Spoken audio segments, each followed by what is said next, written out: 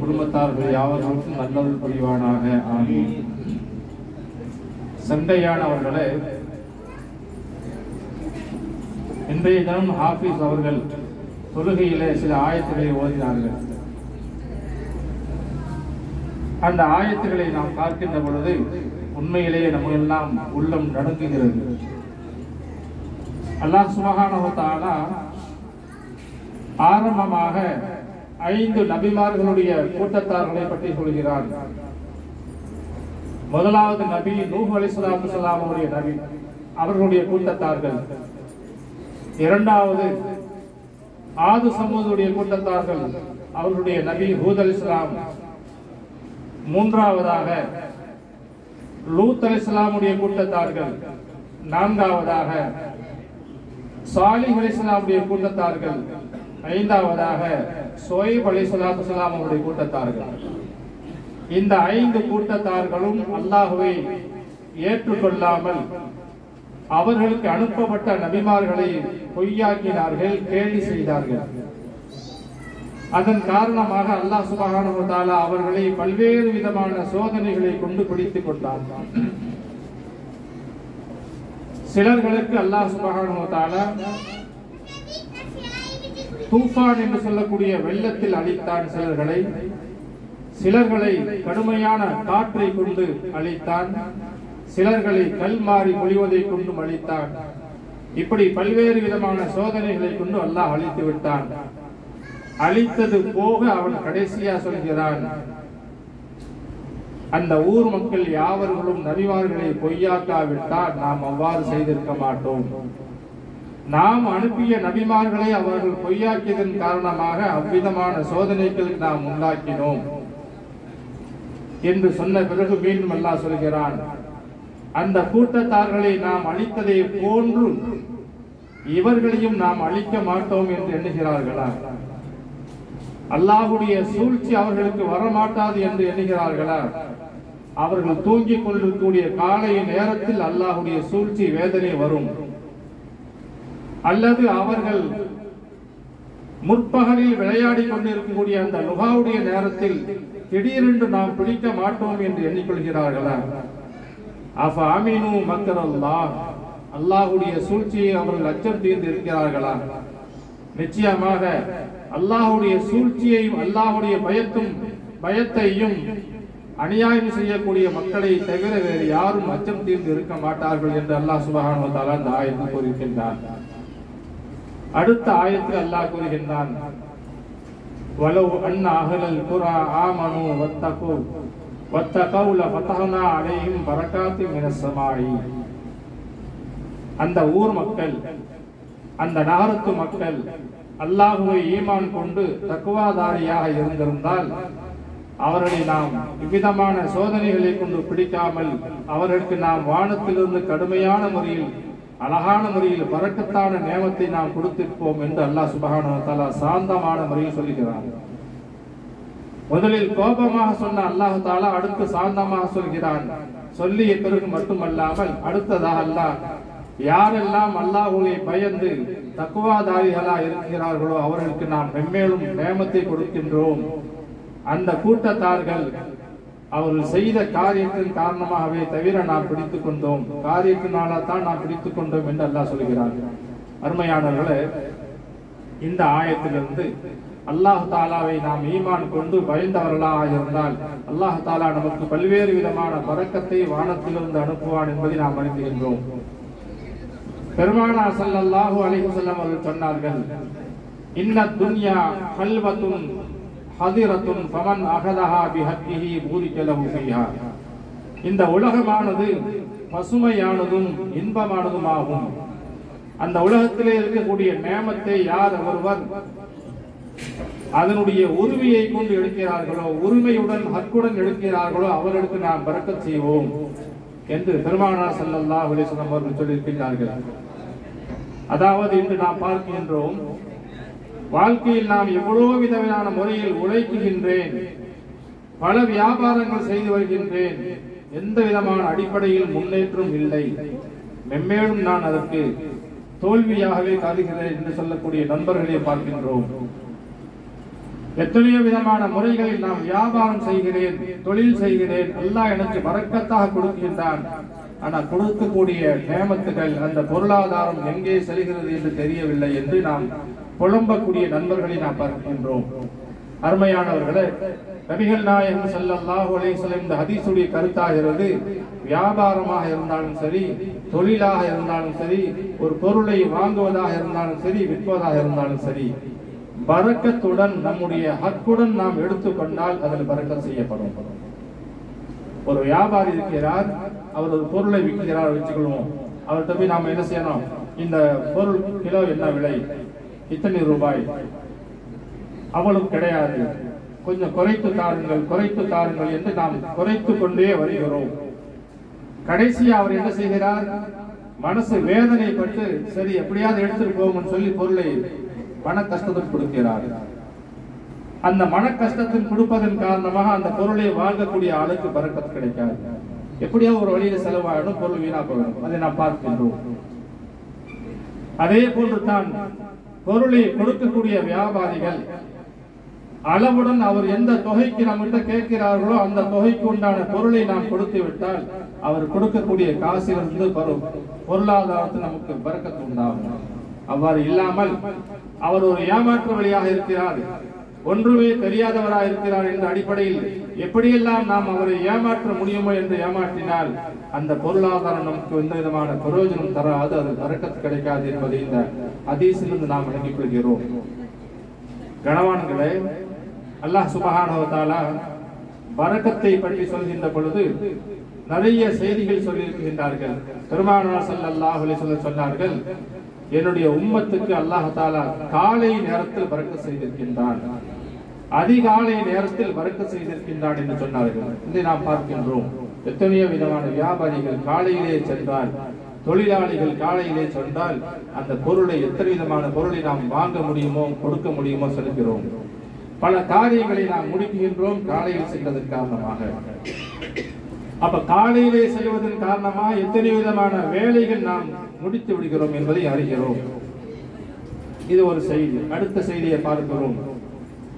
நபிகள் நாயகம் ஸல்லல்லாஹு அலைஹி வஸல்லம் அவர்களிடத்திலே ஒரு சஹாபாக்கள் வந்தார்கள். யா ரசூலல்லாஹ், நாங்கள் அதிகமாக சாப்பிடுகிறோம், நிறைய சாப்பிடுகிறேன் நான், ஆனால் வயிறு நிரம்புவதில்லை, உடல் தெளிவு பெறவில்லையே என்று சொன்னார்கள்.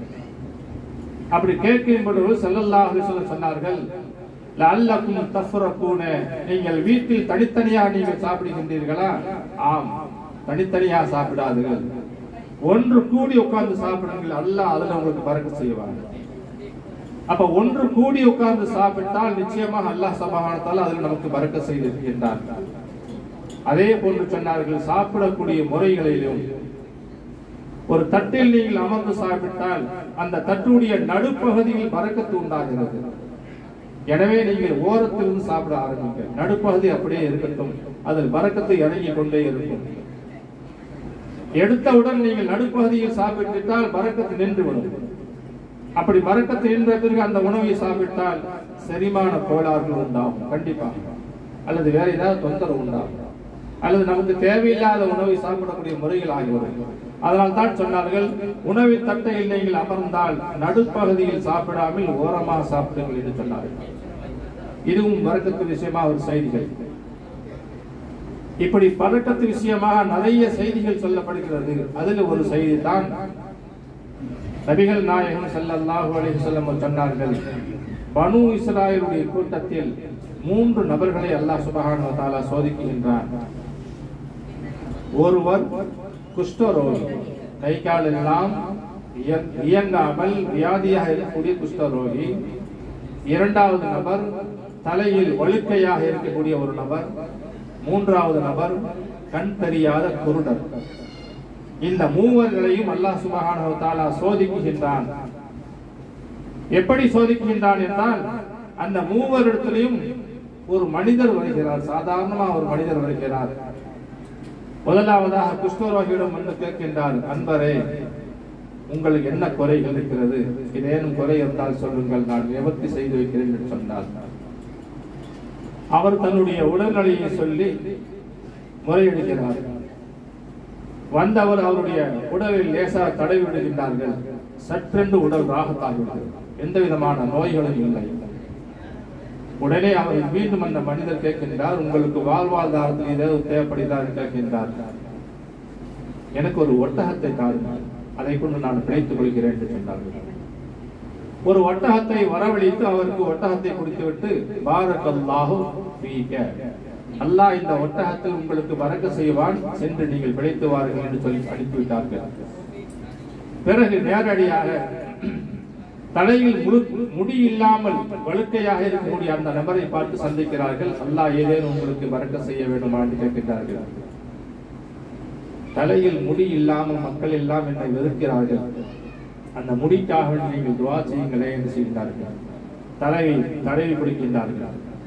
உடனே முடி வருகிறது, ஆரோக்கியம் வருகிறார், உடல் ராகத்தாக இருக்கிறார். இவரிடத்திலே அந்த மனிதர் கேட்கின்றார், உங்களுக்கு ஏதாவது உதவி செய்ய வேண்டுமா?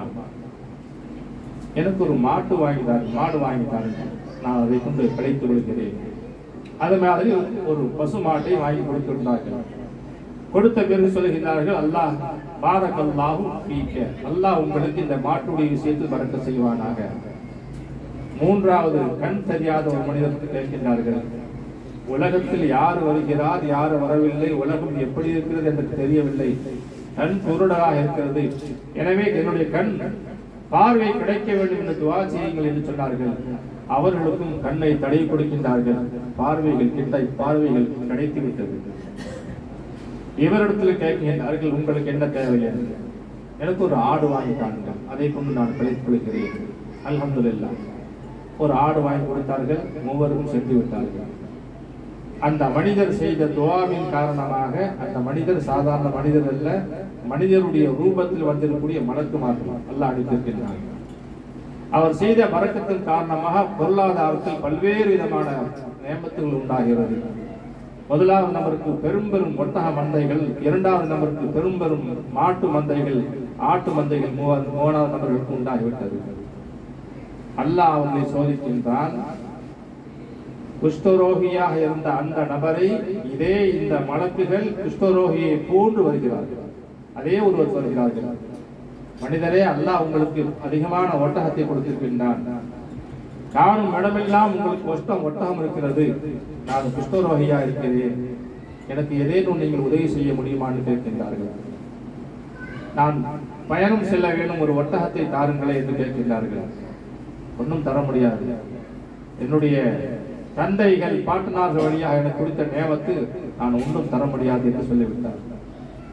இவர் கேட்கின்றார், ஒரு காலத்தில் நீங்கள் குஷ்டரோகியாக இல்லையா, வறுமையாக இல்லையா என்று கேட்கின்ற பொழுது அதையும் மறுத்தார்கள். உடனே அவர்கள் சொல்வார், அல்லாஹ் உங்களை பழைய நிலைமைக்கு ஆளாக்குவான் சொல்லிவிட்டார்கள்.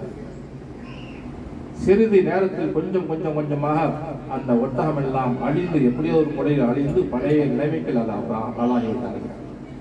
அதே போன்று தான் இரண்டாவது நபராக இருக்கக்கூடிய அந்த தலை வழுக்கையா இருக்கக்கூடிய மக்களிடத்தில் வந்து மனிதர்கள் வந்து சொல்கிறார்கள். அவரும் இப்படியே சொல்கிறார். அவருக்கும் அந்த மனிதர், அந்த மலக்குகள், அல்லாஹ் உங்களை பழைய நிலைமைக்கு ஆளாக்குவானா என்று சொல்லிவிட்டார்கள். அவரும் பழைய நிலைமைக்கு ஆளாகிவிட்டார்கள். மூன்றாவதாக குருடராக இருக்கக்கூடிய அந்த மனிதத்தில் வந்து கேட்கின்ற பொழுது அந்த குருடராக இருக்கக்கூடிய மனிதர் சொல்கின்றார்கள், அல்ஹம்துலில்லாஹ், அல்லாஹ் எனக்கு தாராளமான பொருளாதாரத்தை கொடுத்திருக்கின்றான், எடுத்து செல்லுங்கள், உங்களுக்கு எத்தனை விதமான ஆடுகள் வேணுமான எடுத்து செல்லுங்கள் என்று சொல்கிறார்கள். அப்போது அந்த மலக்கு சொல்கிறார்கள், எனக்கு ஒரு ஆடும் தேவையில்லை, சில காலங்களுக்கு முன்பதாக நான் தான் உங்களிடத்துல வந்து உங்களுடைய கேட்டு உங்கள் ஆடை கொடுத்தேன், அல்லாஹ்வுடைய சோதனை அது. உங்களுடைய 2 தோழர்கள் மறுத்து விட்டார்கள், அவர்கள் பழைய நிலைமைக்கு ஆளாக்கப்பட்டார்கள் என்று சொல்கிறார்கள். கடைசியாக இந்த மனிதருக்கு பல்வேறு விதமான, எனக்கு ஒரு ஆடு வேண்டாம் என்று சொன்னதன் காரணமாகவும் அவர்களுக்கு ஆட்டு மந்தைகள் பல்வேறு விதமான முறையில் பெருக்கிக் கொண்டே சென்றது. இதை நாம் ஹதீஸில் பார்க்கிறோம், புகாரி ஹதீஸில் இருக்கிறோம். அருமையானவர்களே, நபிகள் நாயகம் ஸல்லல்லாஹு அலைஹி வஸல்லம் சொன்னார்கள், மாமின் நபியின் இல்லா வகத் ரஅல் கனம, எந்த நபிமார்களும் ஆடு மேய்க்காமல் இல்லவே இல்லை என்று சொன்னார்கள். ஆட்டுக்கு ஒரு தன்மைகள் இருக்கிறது, அமைதியான ஒரு தன்மைகள், மிருதுவமான குணங்கள் இருக்கிறது. அந்த குணத்தை பெற்றுக்கொண்ட அவர்கள் வாழ்வாதாரத்தில் பெரிய நேமத்தை பெற்றுக் கொண்டார்கள் என்பதை நாம் அறிவோம். இப்படி பல செய்திகள் நிறைய சொல்ல வேண்டி இருக்குது. அல்லாஹ் போதுமாகவும் நேரத்திற்குரிய காலத்தை கவனித்து கொள்ளிக் கொள்கிறேன். அல்லாஹ் சுப்ஹானஹு வ தஆலா நம்மவர்களுக்கு வாழ்வாதாரத்தில் பறக்கத் செய்வதுடன் அல்லாஹ் நமக்கு கொடுத்த உடல் ஆரோக்கியத்தையும் நம்முடைய பொருளாதாரத்தையும் நம்முடைய வயதையும் அல்லாஹ் தஆலா நிரந்தரமாக ஆக்கி வைத்து மென்மேலும் நமக்கு பறக்கத்தும் அருள் செய்வானா என்று நான் துஆ செய்து கொள்கிறேன். எல்லாம் வல்ல அல்லாஹ் சுப்ஹானஹு வ தஆலா இந்த ரமலானுடைய மாதத்தை சிறப்பான முறையில் நல்ல இபாதத்துகளை கொண்டு நாம் வணக்கசாலி ஆகுவதற்கு இடம் நல்லது புரிவானாக. ஆமீன். வாஹிர தஅவானா அல்ஹம்துலில்லாஹி ரப்பில் ஆலமீன். அஸ்ஸலாமு அலைக்கும் வரஹ்மத்துல்லாஹி வபரகாத்துஹு. வலைக்கும் ஸலாமுல்லாஹி தஆலா வபரகாத்துஹு. அல்ஹம்துலில்லாஹ். உஸ்தாது அல்லாஹ் அவங்க வந்து ஒரு ஹஸரத் வந்து அவங்களுடைய சொந்த தேவைக்காண்டி தான் வந்திருக்கிறாங்க. அதை சொல்கிறதுக்கு நான் விருப்பப்படலை. அவங்க ஹஸரத் எப்படி வந்திருக்கிறாங்க அப்படின்னா அதை மட்டும் சொல்கிறேன். அவர்களுடைய ஓதிய மாணவர்கள் இருக்காங்களா இல்லையா, அவங்க எல்லாம் சேர்ந்து ஹஸரத் டிக்கெட்டு போட்டு ஹஸரத் நீங்கள் வாங்க ஹஸரத் அப்படின்னு சொல்லி அனுப்பிச்சிருக்கிறாங்க. என்னச்சு ஹஸரத்துக்கு ஹஸரத் வந்து திருச்சி பெரம்பலூர் மாவட்டம் வைக்கிறோம் அங்கேருந்து மாணவர்களாக சேர்ந்து நீங்கள் வாங்க ஹஸரத் நாங்கள் உங்களுக்கு என்னென்ன ஏற்பாடு செய்கிறோம் அப்படின்னு சொல்லி ஹஸரத் வந்திருக்கிறாங்க. அந்த தேவையை நாங்கள் சொல்ல தேவையில்லை. இன்ஷா அல்லாஹ் ஹஸரத்துடைய அந்த தேவை பரிபூர்ணமான நிறைவேறுவதற்கு இரண்டால் பல மாணவர்களை உருவாக்கி கொண்டே இருக்கிறார்கள். அல்லாஹ் ஹஸரத்துடைய அந்த தேவையும் பரிபூர்ணமான நிறைவேற்றி வைப்பாங்க. அப்படின்னாலும் இன்ஷா அல்லாஹ் உதவி செய்யுங்கள். அதே போல் நம்ம ஃபத்தவுல்லா ஹஸரத்துடைய அவருடைய குடும்பத்தை சார்ந்தவங்க அவங்க மதரசா சம்பந்தமாக வந்திருக்கிறாங்க. இன்ஷா அல்லாஹ் அவங்களுடைய இது வந்து வரக்கூடிய திங்கட்கிழமை அன்னைக்கு இன்ஷா அல்லாஹ் அவங்களுக்கு வசூல் பண்ணி நம்ம உங்களுக்கு வந்து இன்ஷா அல்லாஹ் நீங்கள் திங்கட்கிழமை நம்ம யாரும் வரமாட்டாங்க. அங்கே அன்னைக்கு வந்து யாருக்கு இது கொடுக்கல. அன்னைக்கு வந்து உங்களுக்கு வந்து சபையில் சொல்லி இன்ஷா அல்லாஹ் வசூல் பண்ணுவோம். ஹஸரத்துக்காண்டி இன்னைக்கு எல்லாரும் ஹஸரத்துடைய அந்த தேவை பரிபூர்ணமான முறையில் நிறைவேறி ஹஸரத் இன்னும் சந்தோஷப்பட்டு இன்னும் பல மாணவர்களை உருவாக்கக்கூடிய அந்த சூழலை அல்லாஹ் ஏற்படுத்துவார். பிஸ்மில்லாஹிர் ரஹ்மானிர் ரஹீம். நவைது صوم غد عن أداء فرض رمضان هذه السنة لله تعالى. இந்த வருடத்தில் ரமலான் மாதத்தில் பரலான நோன்பை அதாவாக நாளை பிடிக்க நியத் செய்கிறேன். அல்லாஹ்விற்காக. Bismillahirrahmanirrahim. Alhamdulillahi rabbil alamin. Hamdan yuwafi ni'amahu wa yukafi mazida wa afu anna ya karim ya rahim ya Allah. Allahumma salli ala sayyidina Muhammadin wa alihi wa sahbihi adada ma fi billahi salatan da'imatan bidawani mulkillah. Amin. Rabbi awzi'ni an ashkura ni'mataka allati an'amta alayya wa ala walidayya wa an a'mala salihan tardahu. Amin. Wa aslih li fi dhurriyyati inni tubtu ilayka wa inni minal muslimin. Amin. Rabbi ja'al hadha baladan آمنا وارزق أهله من الثمرات من آمن منهم بالله واليوم الآخر. اللهم يا غفار الذنوب اغفر ذنوبنا ويا ستار العيوب ستر عيوبنا يا كشاف الكروب كشف كربنا يا رب العالمين. اللهم تقبل منا صلاتنا وصيامنا وركوعنا وسجودنا وتمم تقصير أعمالنا يا رب العالمين. اللهم طول أعمارنا على دين الإسلام مع راحة القلوب والأبدان والأعمال الصالحة يا رب العالمين. ربنا تقبل منا إنك أنت السميع العليم وتب علينا إنك أنت التواب الرحيم. صل على النبي الأمي وعلى آله وأصحابه أجمعين. آمين. سبحان ربك رب العزة عما يصفون وسلام على المرسلين والحمد لله رب العالمين.